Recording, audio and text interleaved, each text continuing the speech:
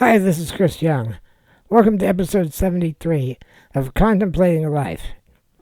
This week we continue my reminiscences of my college days at IUPUI, where I studied computer science and worked as a programmer at the IU Department of Medical Genetics.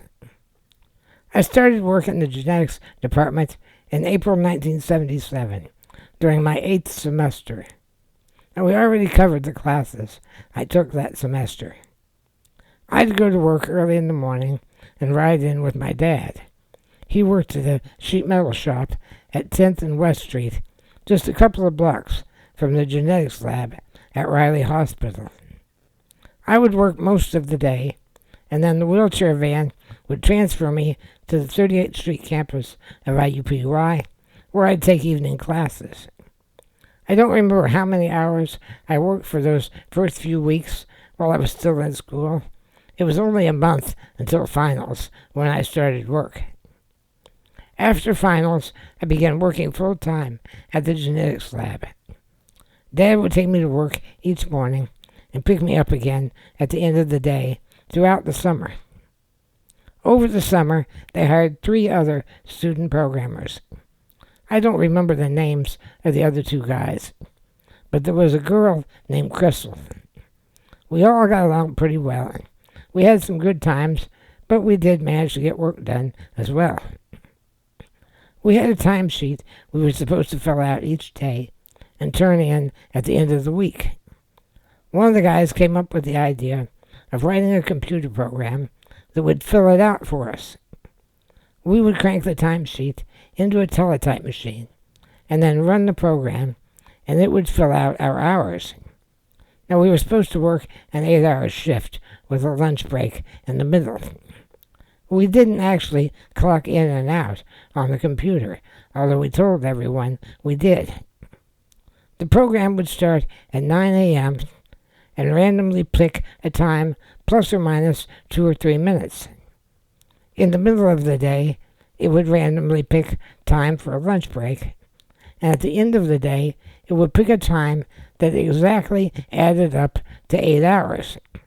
So it looked like we were arriving at random times, plus or minus a couple of minutes, and leaving exactly 8 hours later. But it was all bullshit. Now, don't get me wrong, we did work approximately 8 hours, but the timesheets were a complete fabrication.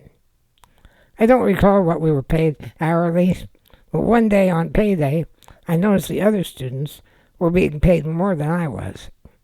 Upon closer inspection, the hourly rate was the same, but the other student programmers were not having Social Security withdrawn from their check. Apparently at the time, there was a provision that if you were a student employee, you did not have to pay into Social Security. But I was having it withdrawn. The other guy said, "Go talk to Randy. He'll fix it for you." Randy was the department's business manager. He was in his mid-30s and in a wheelchair from spinal cord injury. He could move his arms, but had difficulty gripping things with his hand.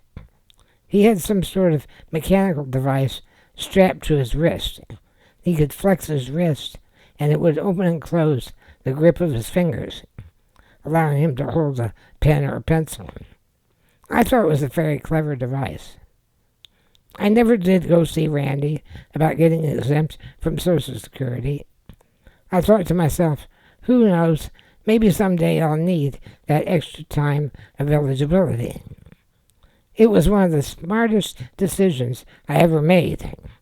2 years later, when I had to quit work because of my worsening disability, I needed to have paid a minimum of 8 quarters into Social Security in order to be eligible for disability payments. I had accumulated exactly 8 quarters.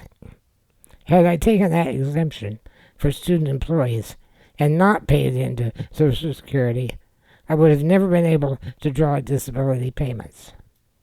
I often wondered if Randy had anticipated that possibility and did not automatically give me the exemption. I mentioned that girl, Crystal.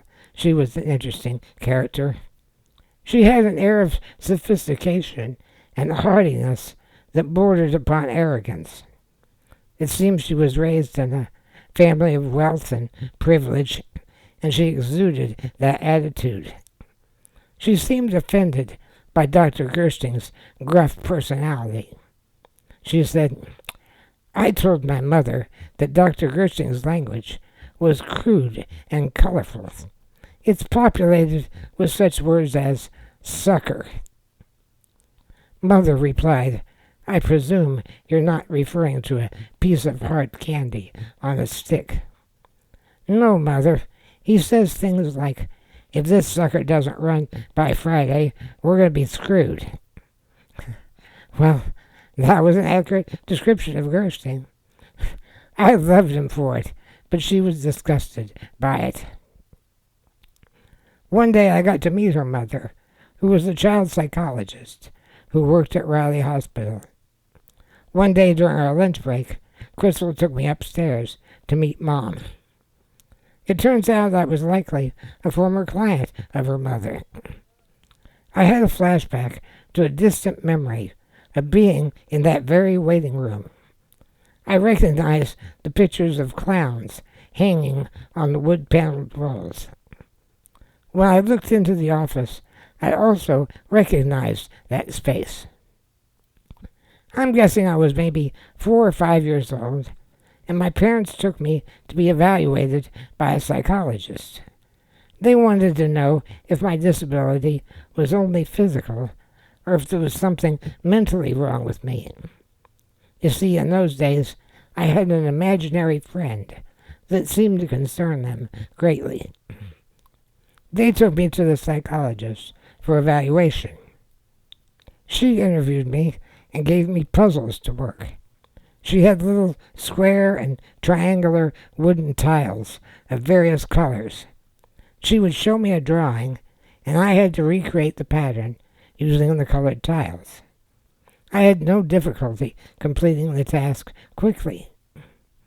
She reported to my parents that I was highly intelligent and that imaginary friends were completely normal, especially for a smart kid like me with an overactive imagination and no other siblings to play with. Unless there was a different female child psychologist occupying that same office 18 years prior, I'm pretty certain it was Crystal's mother. Unfortunately, I didn't put all this together until after I left the office, but I did later tell Crystal that I might have been one of her mother's clients when I was a child. Crystal and I went on a sort of date one afternoon. We took a break and walked all the way over to University Hospital, about 2 blocks away. She said that the cafeteria there made great milkshakes. She invited me to come with her to get one. We had a pretty nice time. I never turned down an opportunity to spend time with an attractive, smart woman. But overall, she really wasn't my type. She was just a little bit too in love with her own sophistication. She later went on a date with one of the other guys who was working with us. I think it was just dinner and a movie. I don't think anything ever came of it. That summer, Dr. Gersting taught a class for the genetics department. It was called Discrete Computer Simulations, CS 543. He held it at 8:30 a.m., just as I was arriving. There were about 5 students. Besides me, all the rest were genetics grad students. We sat around a conference table. I was at the end of the table, and Gersting was to my left, so I could look straight ahead and not make eye contact with him. That was a good thing, because I often dozed off during the class. It was so early. One of the things that would occasionally keep me awake, if not exactly focused on the work, was a girl that would sit to my right. She often wore loose-fitting flannel shirts with the top several buttons unbuttoned, and she never wore a bra. When she would turn a certain way, I could see down the front of her shirt and get a good look at her bare breast, all the way to the nipple. I'm pretty sure she was a lesbian, but that doesn't matter. Boobs are boobs. I was 20 years old. Given such an opportunity, I couldn't keep from looking. Besides, it kept me awake during class. Our final project was to write a computer simulation using a Fortran package of programs. I forget the name of the package. We had the option of doing a simulation that Gersting assigned, or coming up with one of our own. The project was some sort of boring simulation of a widget factory. You had to run different scenarios to see if you could improve efficiency by expanding a production line with an extra workstation. I wanted to come up with a more interesting scenario. As a joke, I asked if I could simulate customers arriving at a brothel. Was it worth it for the madam to hire an extra girl, given the average wait time for her customers? Gersting said unless I could come up with real-world data to base it on, it would just do the standard assignment. Not having access to the raw data, I did the assignment as assigned. I earned a B for the course. When the summer ended, the other 3 student programmers left, and I never saw or heard from any of them again. I went back to part-time employment, working during the day and taking classes at night for my 9th and final semester. When I was preparing my schedule for that semester, my guidance counselor uttered the most dreaded words a college senior can hear. "You weren't planning on graduating this semester, were you?" Yes, I was planning on graduating. Now, you may remember many episodes ago when I described my first semester at IUPUI. I took a college algebra course that earned me 5 credit hours. I was awarded an A. I thought I needed that class to prepare for calculus, which I'd never taken in high school. I was warned at the time that the School of Science would not count that course towards my mathematics requirements. They considered it a remedial class. But I didn't realize that they were not going to count the credit hours at all. No one had told me I would get no credit whatsoever. I thought it just wouldn't count towards my math requirements, which I fulfilled. By the end of my 9th semester, I would have had all the requirements for my degree, except for the total number of credit hours. I was coming up 5 hours short. So I asked the counselor, well, what am I going to do? Go take some elective courses like art appreciation or basket weaving just to get 5 more hours? That's ridiculous. I'm an undergrad getting A's and B's in graduate level courses in computer science. Why do I have to take some crap course just to graduate? He suggested I write a letter to the dean of the School of Science to see if I could get an exemption and get that 5 credit hour remedial math class to count as an elective. So I wrote to the dean and told him about the misunderstanding regarding the math class. I explained that I was warned it wouldn't count towards my math total, but I'd already fulfilled my math total. I pointed out I was making good grades in graduate level courses in computer science. I explained that the Indiana Department of Vocational Rehabilitation normally only pays for 4 years of college, but I cajoled them into paying for my 9th semester. I didn't think I could get them to extend that another semester just to take these courses. A few weeks later, I got a reply from the dean. They would count the math class as an elective. and I could graduate in December 77, as planned. Now for a brief epilogue. I need to start doing my research for these episodes before the editing phase. I tend to write the episode and then rush to get it recorded. Then during the editing, I decide to look up things so I can add links in the description and photos for the YouTube version. I need to do my research first. Christine Ann Reske was the woman who worked with me that summer in the genetics department. She went by the name Crystal. I think she spelled it Chrisisel or SSEL or SEL. I don't know. I figured it must have been a childhood nickname.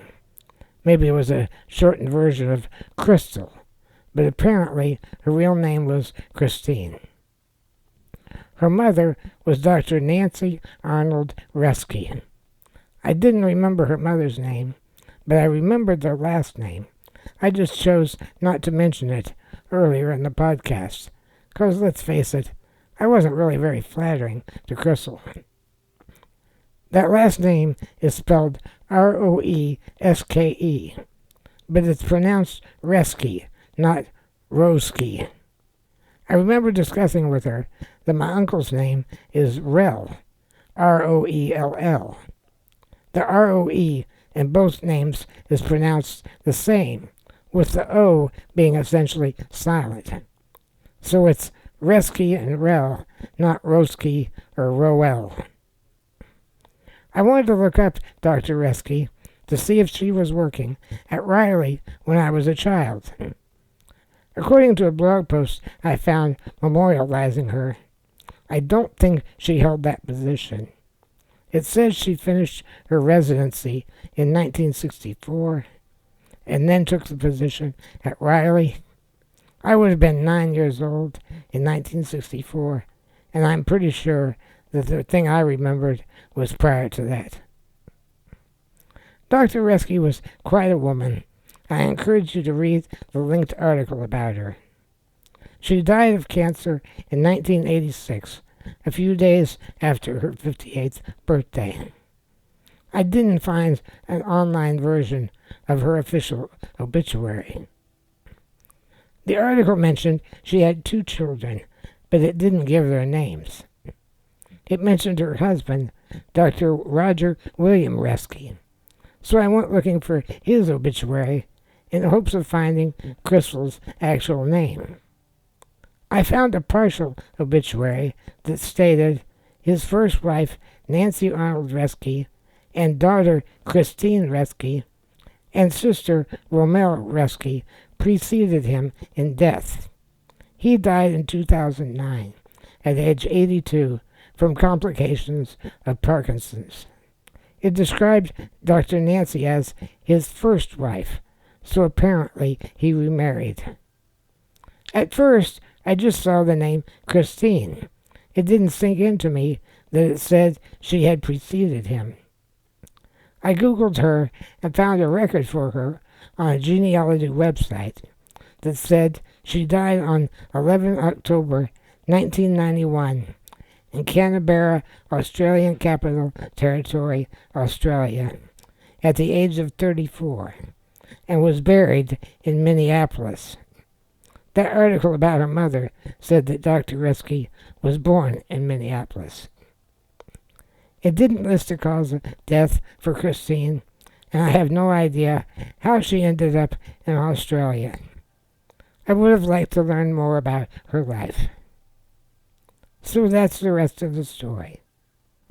I really need to start doing this research before I write. In our next episode, I'll talk about my final semester at IUPUI, my continuing work in the genetics lab, and my graduation with a BS degree in computer science. If you find the podcast educational, entertaining, enlightening, or even inspiring, consider sponsoring me on Patreon for $5 a month. You'll get early access to the podcast and other exclusive content. Although my finances are a disaster, I'm not in this for the money, but every little bit helps. My deepest thanks, as always, to my supporters. That means more than I can ever express. And if you can't provide support, please post links so I can grow my audience. I just want more people to hear my stories. All the back episodes are available, so check those out. And leave me a comment, a question, or feedback wherever you find the podcast. I'll see you next time as we continue contemplating life. Until then, fly safe, everyone.